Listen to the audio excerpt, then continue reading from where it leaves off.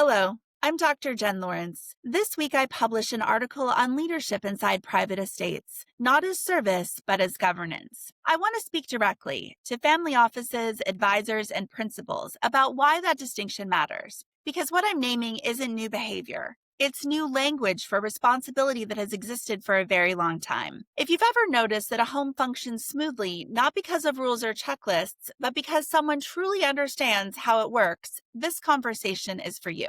Most estates don't struggle because people don't care. They struggle because leadership has been misframed. When estate management is described through service stories or visible performance, we miss its true function. What holds a household together is not hospitality. It's perception. You can feel it when leadership is present. Decisions move without friction, staff operate with confidence, and the household continues smoothly, even when the principal is absent. That doesn't happen by instinct. It happens because someone is reading the system accurately. And when I say the system, I want to be clear. It's not just operations, and it's not just the staff. The system is the family's intent, expressed through the estate, entrusted to leadership to be carried out with judgment, discretion, and continuity.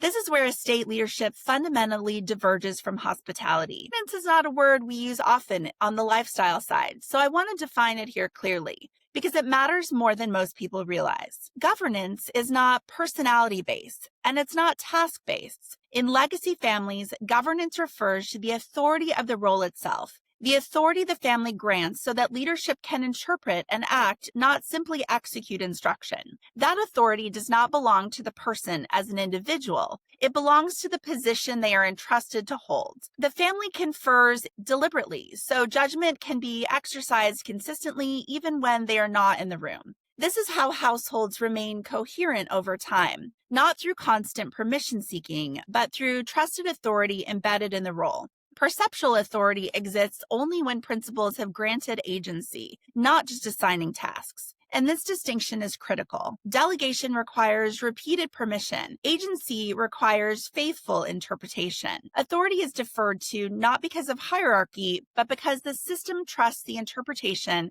as aligned with the principal's interests. In organizational theory, this idea is well established, even if we rarely apply it to estate management. Edgar Sheen reminds us that the most powerful forms of governance operate invisibly, embedded in shared assumptions and expectations, rather than formal instruction. When leadership is working, authority doesn't need to announce itself. It's already understood.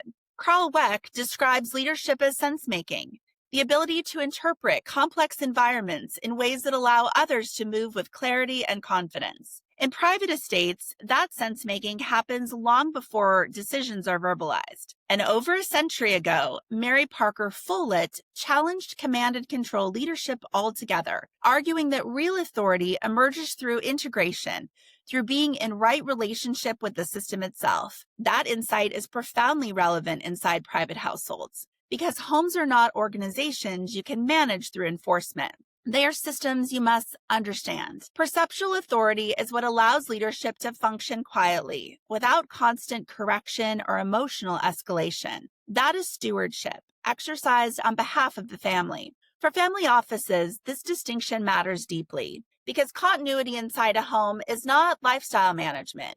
It's risk management. Homes absorb stress during travel, illness, family challenges, staffing changes, and generational transitions, and more. When leadership is functioning properly, the estate recovers quickly. When it isn't, small disruptions compound quietly over time. This kind of leadership does not perform authority.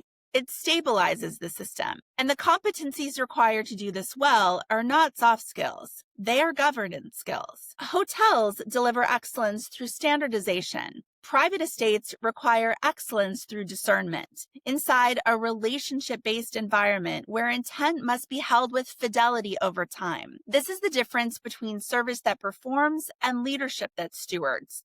When families grant agency rather than simply delegate tasks, the home begins to feel easeful, not because standards are lower, but because interpretation no longer requires constant oversight. Service becomes graceful rather than managed. responsive rather than reactive, elevated without being performative. This is the level of professionalization I aspire to raise the conversation to in modern estate management. Authority that is perceptual, leadership that is embodied, and governance that is relational, not performative. Because when leadership is trusted in this way, families are free to experience the home not as an operation, but as a life held securely. If this is a way of thinking about estate leadership that resonates with you, I invite you into the conversation. I'll be continuing this work through future writings and discussions, naming the invisible work that allows households to function with continuity and ease. That is stewardship. Thank you for listening.